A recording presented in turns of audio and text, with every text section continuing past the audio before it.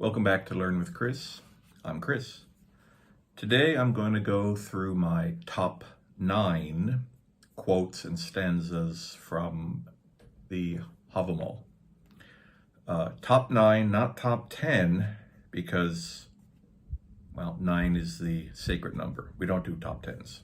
We do top 9s. So, of course, Hávamál is Odin's wisdom, and it includes wisdom about, or advice, I should say, advice about attaining wisdom and knowledge, or the value of it, about hospitality, generosity, advice about love, advice about being honorable and reputation, and many things.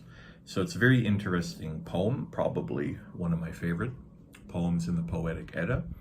And because it's practical advice, it's a spiritual or religious text, because Odin is directly telling people how they should act and how they should live and how they should behave. So it's direct in that way, directly religious in that way. So following the advice of the Allfather. So I'm going to go through my top 9 quotes or stanzas from the Hávamál. I'm reading from the Jackson Crawford translation from the Wanderer's Hávamál, and we'll talk about them. So, starting with stanza 18, only a man who is wide-traveled and has wandered far can know something about how other men think. Such a man is wise. So this is talking about the value of being worldly, well-traveled, having experience. And yeah, so I think that this makes a lot of sense. I think when we're young, we have very little experience, and it doesn't mean that young people are stupid, but young people are inexperienced, and they can certainly be childish and they can certainly be foolish. But as we grow older and we gain a lot more life experience and travel experience and world experience, we don't necessarily become smarter, but we definitely become wiser. So I think that's the whole point here. And I completely agree with this. And I'm definitely a wiser man today than I was, 30 years ago. No question about it. So, next example is stanza 50. So let me skip ahead here. A fir tree decays, standing over a farm, no longer protected by bark and needles. A person is the same way if nobody loves him. How will he live much longer? So, comparing a dying tree to a dying not a dying person, but a person who has no one to love them. So this is talking about, of course, the social connection that we have with other people, and if we're alone and we have no one in our lives, no partner, no one to love us, then we just kind of wither and die like a tree, like a dead tree or a dying tree. How will he live much longer? Yeah. So, this makes definitely a lot of sense, and it's true. If we're alone, without anyone with us, a wife or husband or boyfriend or girlfriend,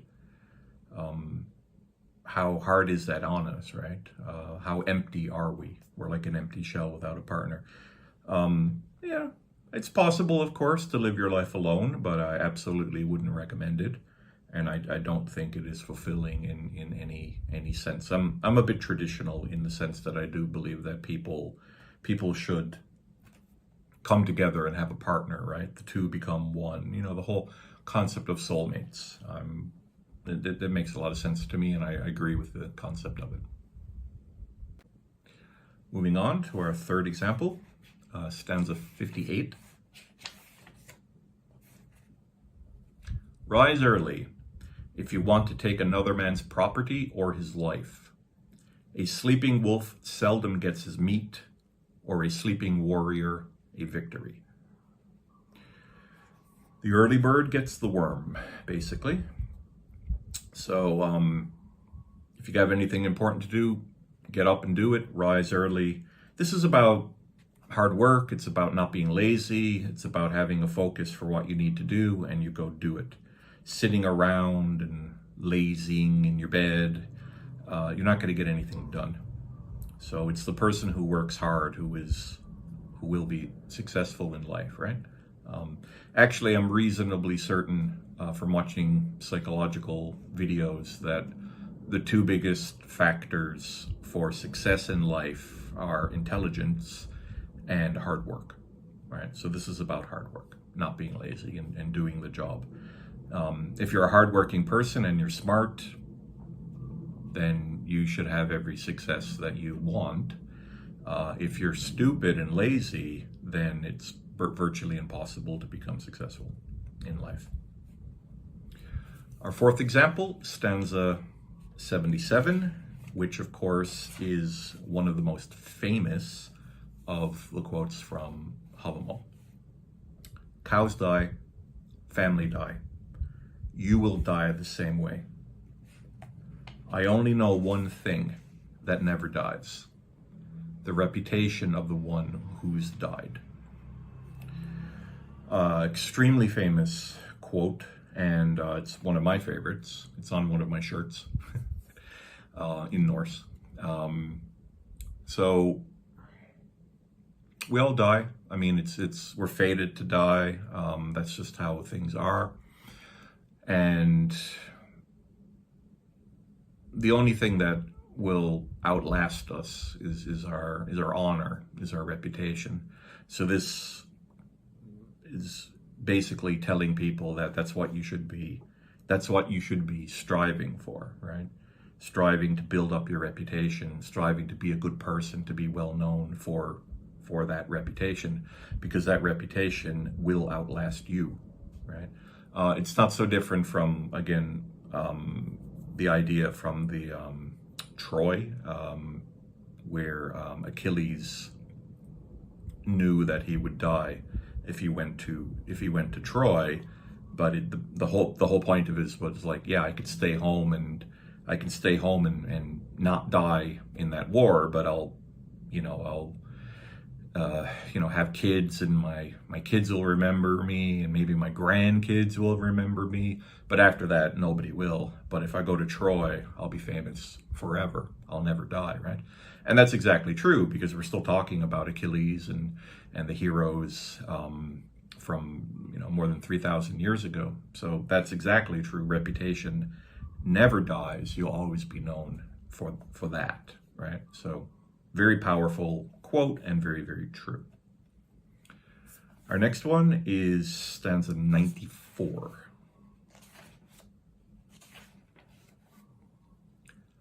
No man should mock another for falling in love. Love is strong enough to make a fool out of a man who was once wise. The power of love, the blindness that it creates in us. It makes us foolish. It makes us stupid. It completely takes away our rational thoughts, and it's just like pure emotion. So this happens to everybody, falling in love being one of the most powerful experiences that we can have. So we shouldn't mock people for that. We shouldn't make fun of them for that, because it's extremely, extremely human. And love will make a wise man stupid, right? And yeah, of course it will. But there's nothing wrong with it, right? And there's no reason to make fun of people for being in love, not at all. Our sixth quote stanza is 124. Men become friends when they can share their minds with one another. Anything is better than a company of liars. A real friend will disagree with you openly. So I like this one because it's talking about what a real friend is. A true friend. A friend that will challenge you, confront you. If you're being an idiot, if you're being stupid, if you're having, stupid ideas, they shouldn't just pat you on the back and say, oh, go ahead. No, they should call you out, right? We should be challenged and we should be called out when we're doing stupid things. And the people who should do that are our friends. That's what friends are for, right? Friends are not supposed to just be yes men, people that you hang out with and have fun with. They do that, yes, but they should also be honest with you, and they should also challenge you if you need to be challenged. If you're being stupid, they're the ones that need to stand up and say, no, you're being stupid. How about this? So they should have the courage to disagree with you. And the whole point, of course, is that your friends love you and they want you to be a better person, right? And they're going to push you when you need to be pushed. Okay, our seventh quote is 127. I counsel you, La Fafnir, if you'll take my advice. You'll profit if you learn it. It'll do you good if you remember it. When you recognize evil, call it evil, and give your enemies no peace. I believe this is my favorite stanza from the entire Hávamál. When you recognize evil, call it evil, give your enemies no peace. So, there's evil throughout the world, of course. There's human monsters, there's monstrous events, and when we encounter these either people or these events or these times, what are we to do about it? Like the evil of fascism, the evil of Nazi Germany. What do we do about that? We confront it, we fight it, we die in the attempt, right? So evils need to be confronted, they need to be challenged, they need to be destroyed, right? Even though it might come at a great cost, right? And it probably will, But what's the alternative? Turn the other cheek? I'm not a Christian, right? I don't love my enemies, right? I think that's weakness. And if you love your enemies, they're just going to walk all over you, right? So, no. Evil is to be confronted and it is to be destroyed. Okay, our next quote, I've actually combined two into one because they go together. So, little bit cheating here, but they do go together. So this is stanzas 138 and 139. I know that I hung on a wind-battered tree 9 long nights, pierced by a spear and given to Odin, myself to myself, on that tree whose roots grow in a place no one has ever seen. No one gave me food, no one gave me drink. At the end, I peered down. I took the runes. Screaming, I took them. And then I fell. So this, of course, is the two quotes where we learn about the sacrifice of Odin to himself on Yggdrasil, pierced by Gungnir, hanging from the tree for 9, sacred number 9 nights. At the end of it, his sacrifice gained him the knowledge of runes.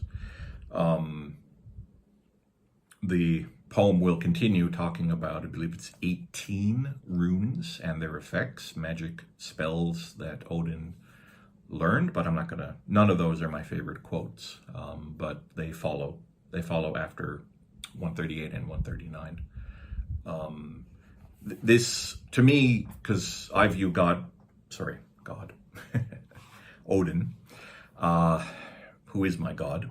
I view Odin as primarily a god of wisdom and knowledge. And it's important that the fact that he sacrificed so much to learn what he learned is a key point for me. So this is an example of him sacrificing to gain knowledge. right? And that resonates with me quite strongly, and so that's why it's included.